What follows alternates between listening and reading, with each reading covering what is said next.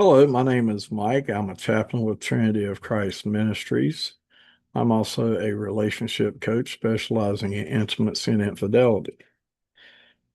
And today I'd like to talk about why the cheater blames the cheated. Believe it or not, this is not all that uncommon. Uh, Lots of times a cheater will blame their spouse for what they themselves tried to do or did do, and try to make the other spouse feel guilty for it.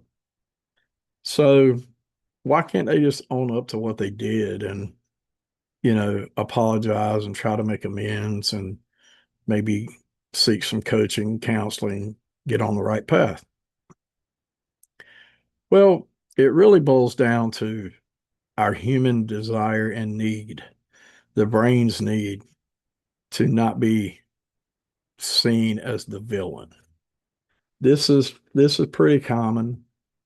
None of us want to feel like the bad guy. We always want a justification for our actions. So we can say, well, see, this is the only reason I did it. I'm not a bad person. And this is part of our human psyche. It's part of the way God designed us. It's our brains. It's the way we work.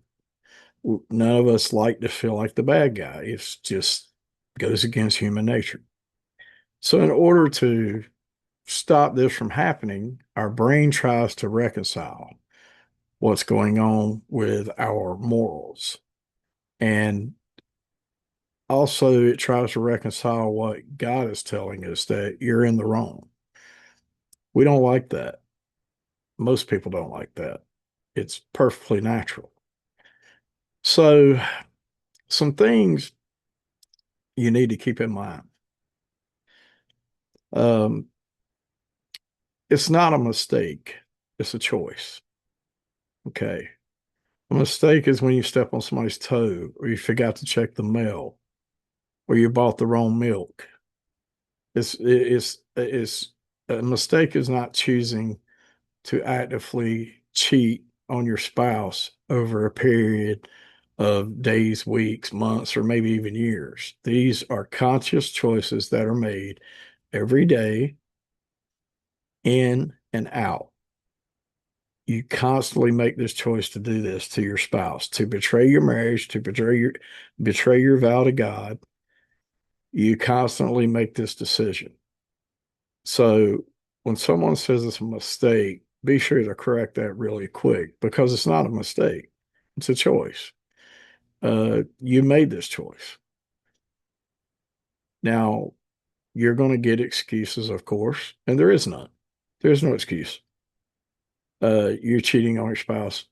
There's no excuse for it. You will hear, well, they didn't pay attention to me. Uh, they never wanted to be intimate and things like that. That's not an excuse for cheating, and it never will be. It might justify it in your mind, but it's not a valid excuse because there is no valid excuse for cheating. Um,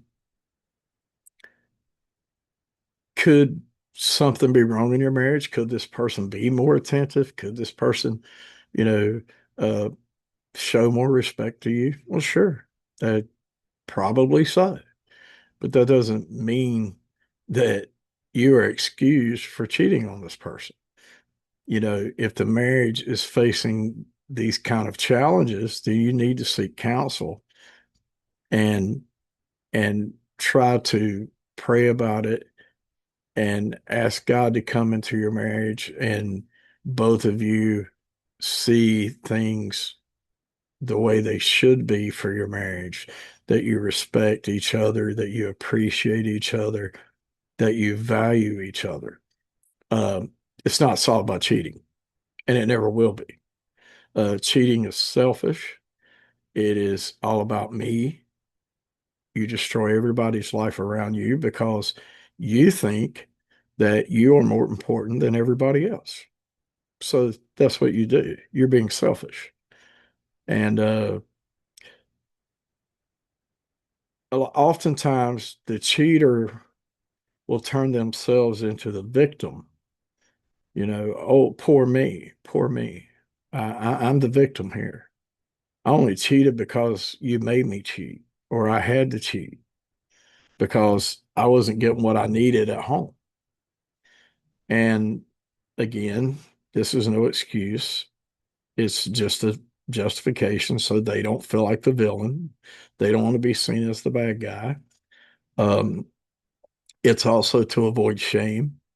Shame is very big in cheating, especially, when it comes to friends, family, acquaintances, church, work, different things, social settings.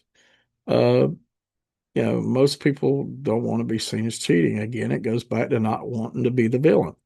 That's, that's wired into us. We don't want to be seen as the bad guy.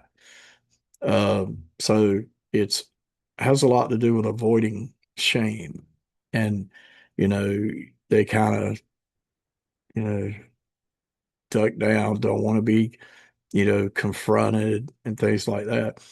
So goes back to, making themselves the victims. Um,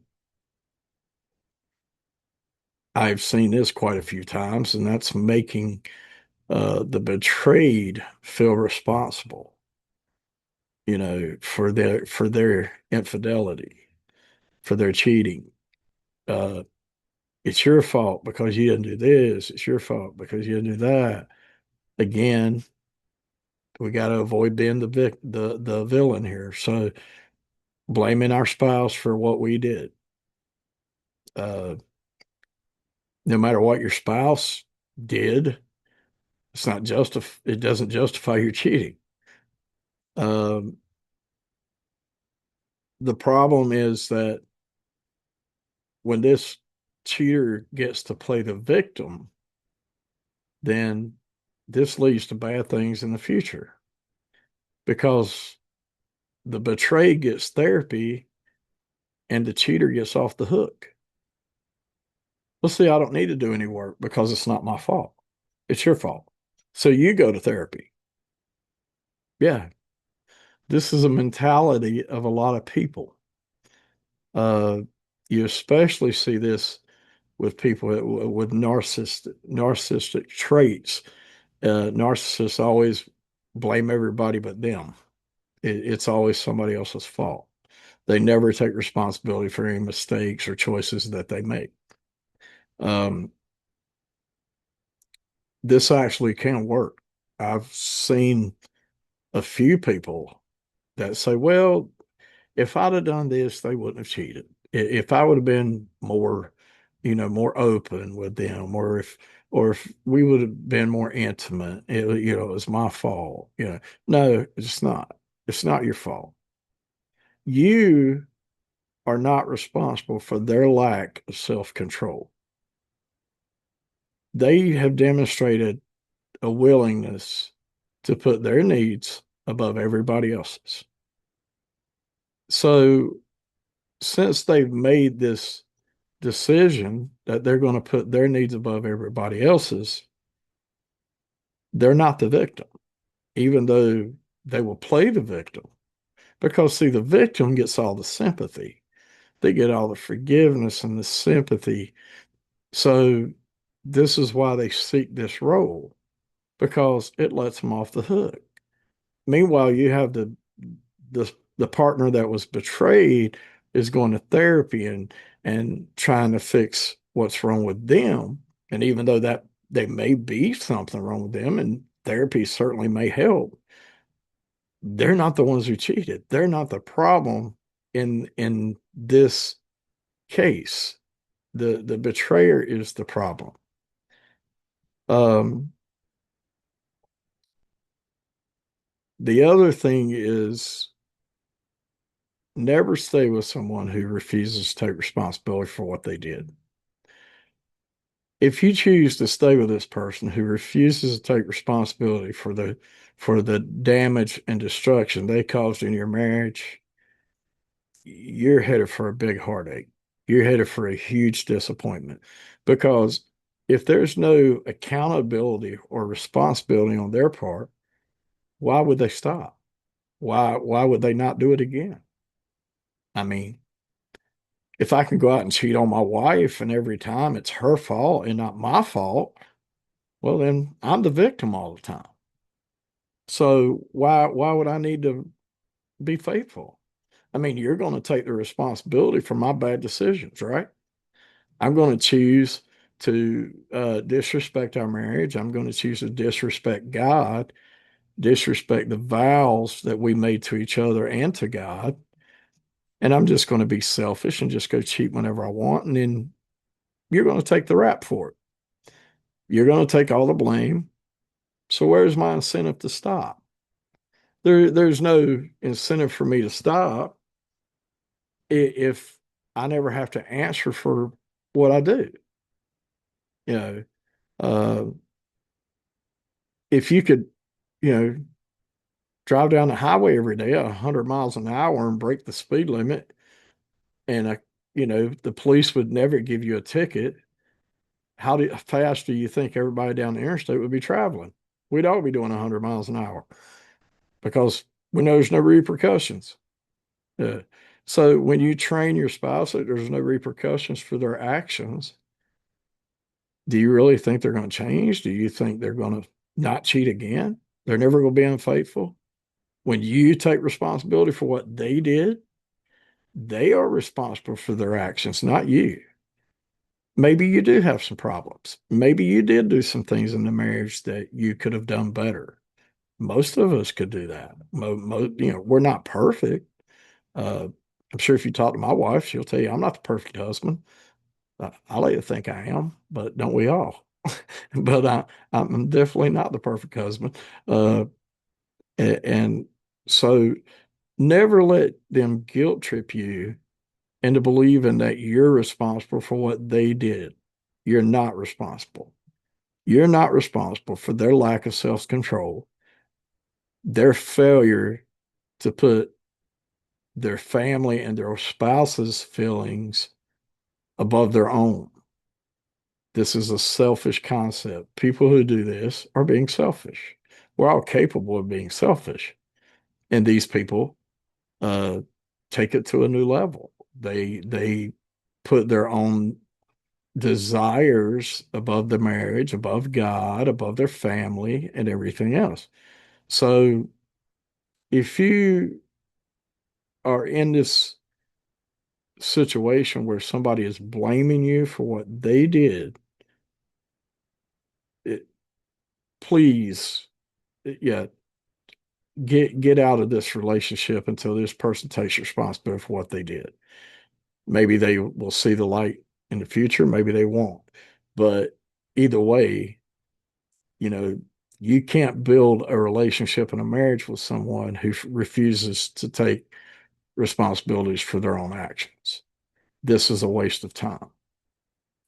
Uh, if they refuse to take responsibility, they have about a 90% chance of cheating again.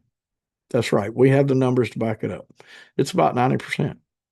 If this person does not take responsibility for what they did, there's a 90% chance that they'll do it again because they really don't feel guilty about it anyway. So as long as they can pass the blame off on you and you're gullible enough to go along with that and say, yeah, yeah, I guess I can see your point. Yeah, if I probably should have done this and shouldn't have done that. Well, they're off the hook. You took all the blame for what they did. So if you find yourself in this situation, you know, you really need to see the red flag that it is. Because if they're not willing to take responsibility, the chances that you can work this marriage out is very slim, very slim. Uh, I know you may want to. I want you to. I I would that's great. God wants you to. It'd be wonderful. But if this person's not willing to take responsibility for their actions, then it's not possible. It's the same as when we all sin, we have to take responsibility for that sin. We go to God and we say, "You God, we were wrong. We did this, and and we know it wasn't the right thing to do. Please forgive us. Please forgive me for doing this because I knew better and I did it anyway. And this is the same thing. This person be coming and saying not only to God, they definitely need to say that to God, but they also need to say it to you. You know, I'm sorry I did this to you. I'm sorry I caused you this pain. I'm sorry I treated our marriage, so insignificantly. And until they do this, until they take full responsibility for what they did, this marriage is probably not going to work unless you plan to be a doormat the rest of your life. Because as I said a minute ago, if you take the responsibility, they have no incentive to change. That's not my fault. It's your fault. It's your fault I went and slept with a neighbor, or I met this hot guy at work, or whatever the reason is. Uh, it's not your fault. It's their fault. So hold them responsible, hold them accountable. If you are considering reconciling with this person, do not even consider it until they take full responsibility for what they did. I hope this helps someone. Hopefully, you don't need this type of help, but if you do, I hope it did help. My name is Mike.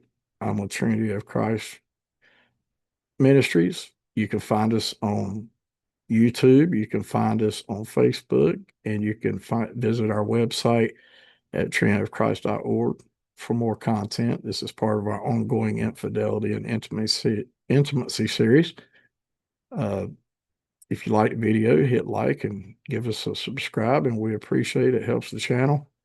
And until next time, God bless you and have a good night.